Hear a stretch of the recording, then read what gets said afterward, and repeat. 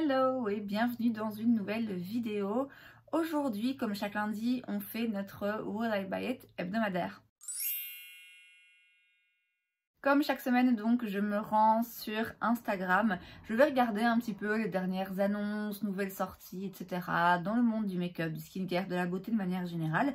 Et je vous donne mon avis. On commence avec le compte de Trend Mood One. Et la première chose que je vois ici dans les nouveautés, c'est une palette chez Makeup by Mario. C'est la Ethereal Eyeshadow Palette. Il y a 12 teintes, elle coûte 68 $. C'est une très jolie palette, une très jolie harmonie de couleurs. C'est rien de particulier ou de différent, hein. C'est une palette de teintes neutres, mais c'est de très jolies teintes neutres, je dois avouer, très bien choisies. Il y a un bon mix entre les teintes mates et métalliques et brillantes. Il y a aussi une bonne variation dans les intensités de couleurs. Donc vraiment une jolie petite palette neutre qui peut être intéressant d'avoir si on n'en a pas déjà plusieurs comme c'est mon cas.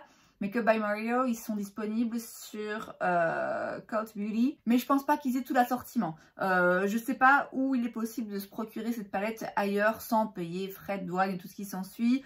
Bon, moi de base, c'est pas une marque qui m'appelle particulièrement, et pareil pour cette palette, elle est très jolie. Elle a clairement attiré mon regard.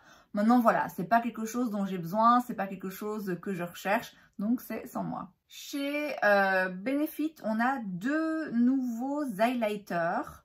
Alors, il est marqué qu'il y a un Soft Focus Blurring Effect, donc il y a un effet flouteur un petit peu. Pour moi, le côté flouteur et highlighter, ça va pas vraiment ensemble. Après, c'est vrai que quand on voit les photos des poudres, ça n'a pas l'air très lumineux.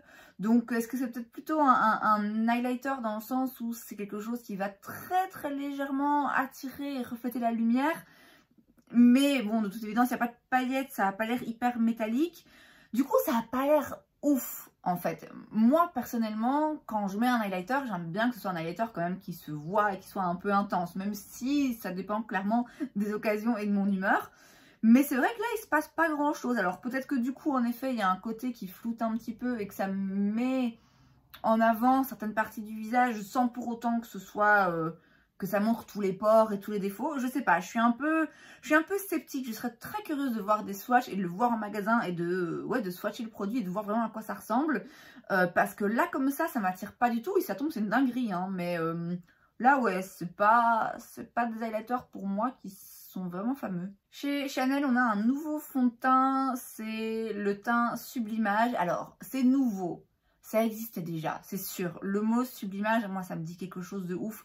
Maintenant, peut-être que ça existait déjà et que ça a été arrêté et puis reformulé. Je doute quand même toujours des reformulations, mais enfin, qu'importe.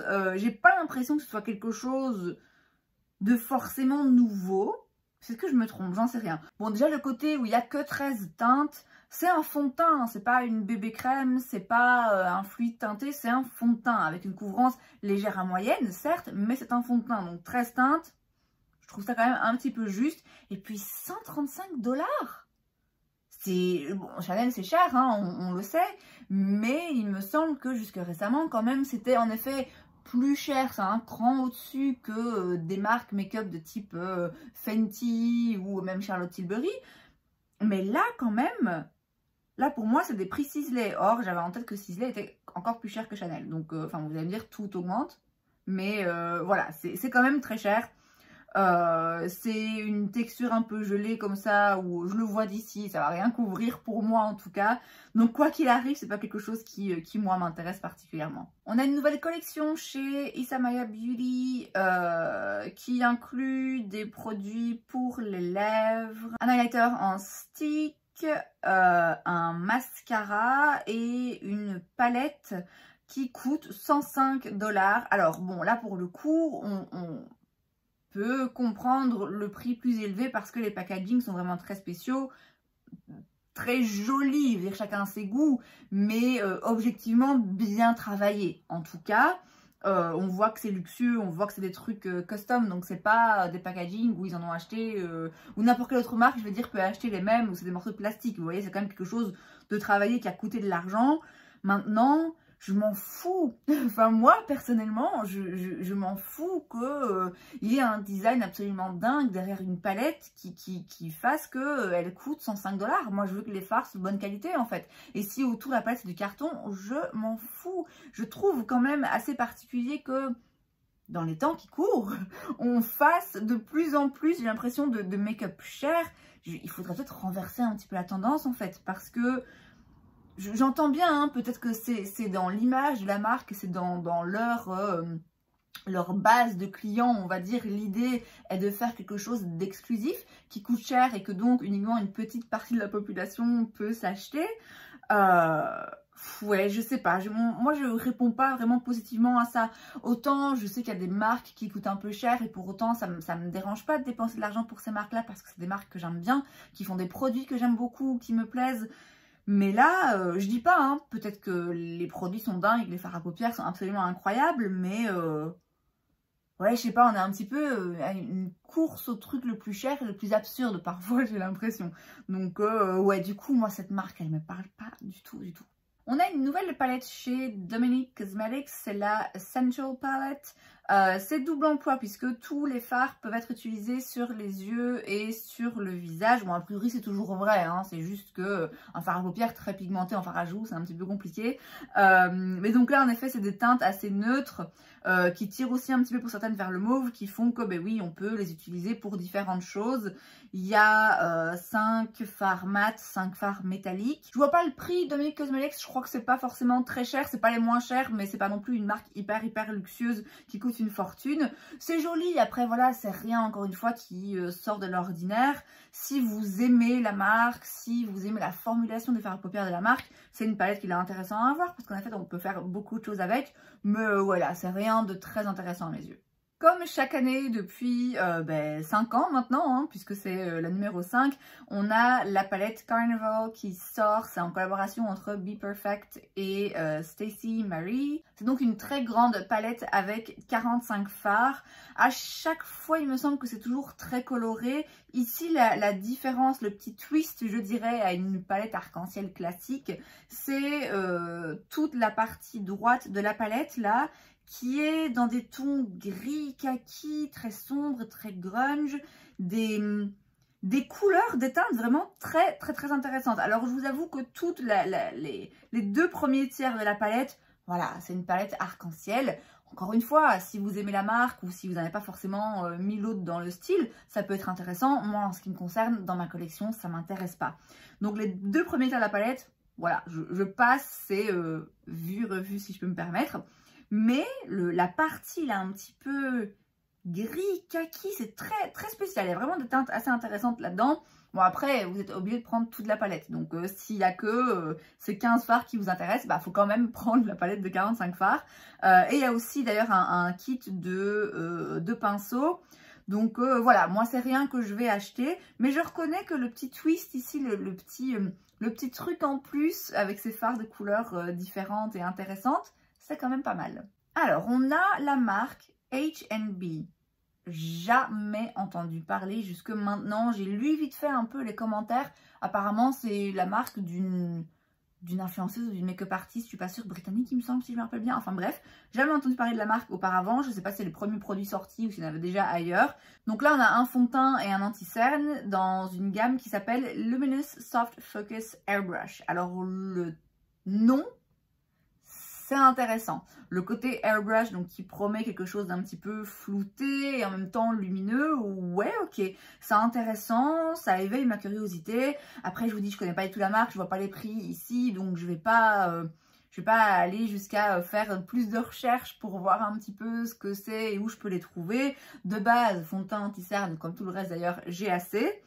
Mais enfin voilà, c'est toujours intéressant de voir des nouvelles marques, donc voilà, sachez que c'est disponible. Chez Indash, on a les Color Fluid Ultra Matte. Ce sont donc des pigments liquides mat qui peuvent être utilisés partout sur le visage, donc lèvres, yeux et visage. On peut utiliser seul ou alors les mixer avec un autre produit de base. Ça coûte 25 $ chaque. C'est des teintes assez neutres qui peuvent être utilisés pour différentes choses. C'est intéressant, c'est, je dirais, dans la continuité de ce que Indash nous a proposé jusque maintenant. C'est des produits comme ça un petit peu multi-usage, des produits vraiment pour moi de make-up artist, quoi. C'est un make-up artist, c'est pas un hasard, je trouve, si on retrouve ce genre de produit dans sa collection. Moi, personnellement, c'est rien qui m'intéresse. C'est peut-être un peu vieux jeu, moi j'aime bien avoir un produit qui sert à une chose. Vous voyez, quand un produit peut servir à plusieurs trucs, ça me stresse parce que je sais pas où le ranger dans mes tiroirs. Je sais, j'ai des problèmes très importants. Donc voilà. Et puis de base, c'est pas... je vois le genre de make-up que ça peut apporter, très monochromatique et très éditorial un peu finalement. C'est pas forcément ce dans quoi moi je me reconnais tout simplement. Mais voilà, c'est intéressant. Et comme j'ai dit, c'est encore une fois très dans le thème de la marque Indash. Chez Beauty Bakery, on a un nouveau set de pinceaux très cute, vraiment très mignon. Donc c'est une marque où tout l'imaginaire, tout le visuel, tous les noms, tout dans la marque tourne un petit peu autour de la pâtisserie. Et donc là, vous avez les pinceaux avec au bout des petits ustensiles, en fait, simplement. Et ouais, faut avouer que c'est quand même vachement mignon, c'est hyper bien fait. Les pinceaux sont rangés dans un petit truc qui se déplie, qui ressemble, une fois que c'est déplié, à un tablier. Enfin voilà, c'est toujours très bien pensé, très bien conçu, c'est mignon. Après voilà, moi des pinceaux j'en ai suffisamment. En plus, je suis pas sûre que ça me parle particulièrement cet univers, mais voilà, il faut quand même avouer que c'est mignon et que si vous avez quelqu'un dans votre vie qui est passionné par la pâtisserie et le make-up, bah clairement c'est le truc idéal. On a la collection pour les fêtes chez SheGlam. J'ai l'impression que SheGlam, ces derniers temps, ils ont quand même pas mal de sorties. C'est donc la Enchanted Deco Dance Collection. On a des produits pour les lèvres. On a aussi des paillettes en gel. Il y a une petite palette de fard à paupières qui a l'air, voilà, mignonne. Très Noël parce qu'il y a une teinte rouge, une teinte verte et puis plein de doré et de neutre, donc voilà, c'est clairement ça fait un petit peu penser à Noël. Oui voilà, c'est sympa, pareil, je vais pas me rendre sur le site et commander cette collection juste pour la collection. Maintenant, si un jour j'ai besoin de quelque chose chez SheGlam, bon voilà, pourquoi pas tester la petite palette éventuellement, mais voilà, je vais pas courir après quoi, c'est rien encore une fois qui me donne particulièrement envie. On a un nouveau produit chez Maybelline, c'est le Super Stay Up to 24 Hour Hybrid Powder. C'est donc une poudre hybride qui promet une couvrance médium à full, résiste à l'eau, à la transpiration, sans transfert, tout ça, 16 teintes, 12,10 $. Bon, a priori, c'est un fond de teint poudre très couvrant. Ce que je comprends pas, c'est pourquoi hybrid, pourquoi une poudre hybride. Qu'est-ce qui fait qu'elle est hybride? Je sais pas, j'ai pas beaucoup plus d'infos. Bon, les teintes là, 16 teintes, quand même pas des masses, c'est quand même particulier. Curieuse de voir des revues, parce que voilà, pourquoi pas, un fond de teint poudre, ça peut toujours s'avérer utile. Ouais, il n'y a rien... Il n'y a rien, encore une fois, qui m'attire particulièrement, quoi. Il y a un petit peu de curiosité. Et en même temps, ouais, le côté poudre hybride, j'ai du mal à voir ce que ça veut dire. Donc, ouais, à voir. On a l'information officielle maintenant pour la fameuse palette Retro Glam de chez Natasha Denona. C'est donc une palette midi 15 teintes, 69 $. Et ouais... Les photos officielles sont déjà un petit peu plus jolies que les photos volées qu'on avait eues la semaine passée. Les couleurs ressortent mieux, voilà, on se fait un petit peu une meilleure opinion de la vraie harmonie de couleurs et de la qualité des fards, etc. Mais je suis toujours pas fan. Alors en fait, en soi, l'harmonie de couleurs, je la trouve très jolie. Les couleurs qui sont mises ensemble vont bien ensemble, c'est intéressant. Mais pas pour des fards à paupières. Je sais pas pourquoi, mais... le mélange comme ça de ce genre de rosé, ce genre de vert d'eau, oui ok, mais pas en fard à paupières. Moi sur mes paupières j'ai du mal à voir ce genre d'harmonie de couleurs être flatteuse en fait. Donc ouais, je suis vraiment très sceptique. Moi d'habitude les palettes Natasha Denona, voilà, j'adore la formulation déjà de base, donc je suis pas objective. Dès qu'il y a une palette qui sort, je suis intéressée quoi qu'il arrive. Au moins un petit peu curieuse, même si je sais que ça n'a pas toujours sa place dans ma collection. Mais là, non, elle me fait pas envie quoi. Elle me fait vraiment pas envie, même si je sais que ce sera très certainement la qualité Natasha Denona que j'adore. J'ai du mal à voir ces couleurs être flatteuses sur moi. Ouais, à voir, peut-être que je vais voir des démos et des tutos et je vais me dire en fait elle est magnifique, mais elle me parle pas du tout. Et puis je trouve qu'elle est pas dans le bon timing quoi, je l'avais déjà dit la fois passée. Ça fait un peu printemps, pourquoi sortir une palette comme ça en novembre? C'est bizarre non? Enfin voilà, je suis sceptique, hein. Je vous cache pas vraiment, je comprends pas. Je comprends pas le choix de Starmanie de couleurs en ce moment. Mais voilà, si vous êtes encore plus fan de la marque que moi et que vous les voulez toutes, bah voilà, il y en a une nouvelle disponible bientôt. Ensuite, chez Kaleidos Makeup, on a The Symphony Face Contour Collection. On a donc des petites palettes trio pour faire du contour. Ouais, ça me... Il y a quelque chose... Si vous allez voir le post et que vous faites défiler les autres photos, il y a quelque chose dans les photos de la campagne que je trouve pas. Les teintes ont l'air vraiment très bizarres. Apparemment, il y a aussi des matte highlights, donc des poudres pour en effet faire la partie lumineuse du contouring, mais sans que ce soit un highlighter pailleté, vous voyez, donc pour mettre par exemple en dessous des yeux et à d'autres endroits. Mais j'ai du mal à... Ouais, je sais pas, il y a quelque chose dans les couleurs là. Ouais, ça me parle pas particulièrement. Donc, non, pas plus intéressé que ça. On passe sur la page de Trendstopia et la première chose que je vois, c'est les Maracuja Juicy Shift Lip and Cheek Tints de chez Tarte. C'est donc un petit fluide teinté, enfin... C'est transparent a priori, mais ça réagit au pH de la peau. Mais j'ai l'impression que toutes les semaines, depuis 3-4 semaines, on voit que ça. Ils ont quoi? Ils ont quoi avec ce truc pH, voilà. Je sais même pas en plus s'il y a vraiment, c'est vraiment basé sur quelque chose de concret ou pas. Je vous avoue que j'y connais rien. Je suis pas en train de vous dire qu'ils se foutent de nous et que c'est de l'arnaque, hein, pas du tout. Mais voilà, j'ai du mal à voir en quoi ça peut être intéressant ou utile en fait dans son make-up. Moi si j'utilise un blush, parce que là ça peut être utilisé sur les joues et les lèvres, donc si j'utilise un blush ou un baume à lèvres, je veux voir la couleur en fait, je veux pas avoir la surprise, ah bah tiens ça va réagir à ma peau, enfin ouais voilà, allez savoir, il y a 6 goûts. Mais apparemment c'est tous la même couleur puisque tous ils s'adaptent au pH de votre peau. Du coup pourquoi 6 goûts? Écoutez, je comprends pas tout. Ça coûte 24 $. Très honnêtement, même si ça n'en coûtait que 5, je suis pas sûre que je l'achèterais. À part peut-être vraiment par pure curiosité. Ouais, ça me parle pas trop, mais apparemment ça parle à beaucoup d'entre vous parce qu'ils n'arrêtent pas de sortir ce genre de trucs. On a une collection chez Milani, c'est une collection pour les fêtes en collaboration avec Rocio Ixoria, je sais pas qui c'est. Et c'est des petits kits en fait dans lesquels vous avez une palette, un petit produit qui apporte du glow et un rouge à lèvres. J'ai du mal à savoir, je pense que aucun de ces produits n'est neuf en soi. Je pense que ce sont des produits préexistants dans la marque et simplement les kits qui sont assemblés sont des kits exclusifs. La petite palette avec le vert et jaune là, elle est très jolie. Elle est vraiment très jolie. Chaque kit coûte 15 $ en gros. Donc c'est quand même intéressant pour 3 produits de chez Milani. Ma foi c'est sympa d'avoir un produit pour les yeux, un produit pour le teint, un produit pour les lèvres dans un petit kit comme ça bon marché. Voilà, ça peut être sympa à offrir ou à s'offrir à soi-même d'ailleurs.